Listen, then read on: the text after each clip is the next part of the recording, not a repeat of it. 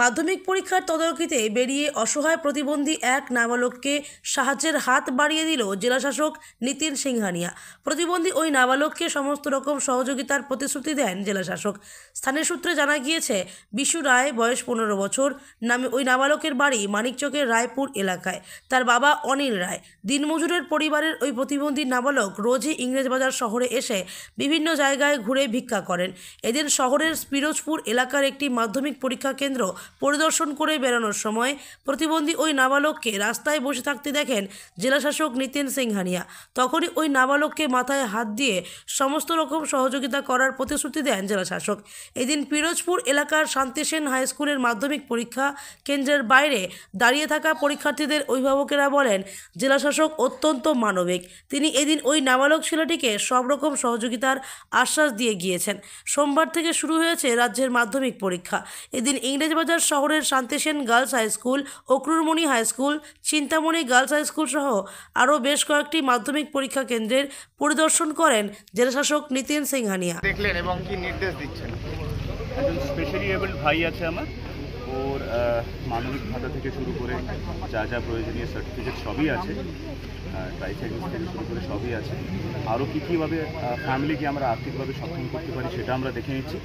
ওর পড়াশোনার জন্য কী করা যেতে পারে সেটাও আমরা দেখে নিচ্ছি। বাকি যা যা লাগবে সবটাই আমরা প্রতিযোগিতা দিচ্ছি। স্যার কীভাবে চোখে পড়লো আপনাদের মাধ্যমে? কি করো এমনি? তোমার হুইল চেয়ার নেই? আছে। তো ব্যবহার করো না কেন? বাড়িতে আছে, আনলাম না।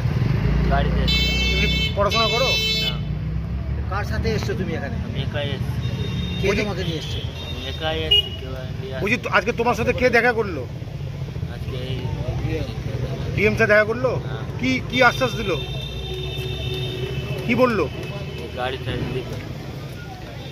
গাড়ি টাড়ি আর পড়াশোনার জন্য বললো?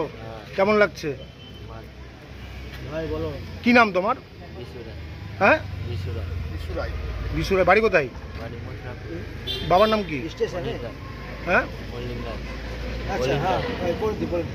জোরে বলো। অনিল রায়। কি করে? মিস্ত্রির কাজ করে।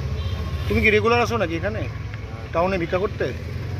এইখানে দেখলাম দুইজন সাংবাদিক, হ্যাঁ, খুব ভালো একটা কাজ করলো। ছেলেটা হাঁটতে চলতে কিছুই পারে না, হ্যাঁ, ও দাঁড় করিয়ে বললো দাঁড়া একটু, তোর ব্যবস্থা করছি। ছেলেটা প্রথমে ভয় পেয়ে গেছিলো, তারপরে ওরা বললো যে না, তো ভালোই ব্যবস্থা করছি।